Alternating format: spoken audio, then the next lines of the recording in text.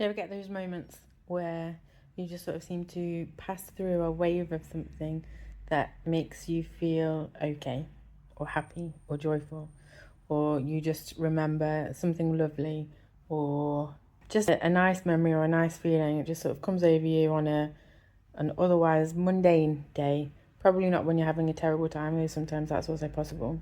I like to think that that happens because somewhere out there somebody's been doing a loving kindness meditation, or they've been sat at their altar just sending out love to whoever needs it, or that somebody that I know has just thought of me and they wanted to send me happy thoughts.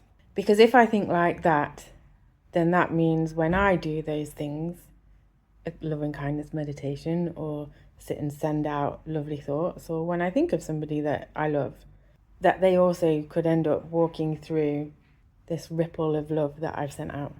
So if that is what happens, and there are scientific studies done about the power of meditation and the power of group meditation, and the results being that I think officially the metric that was measured was a reducing crime, maybe even specifically violent crime.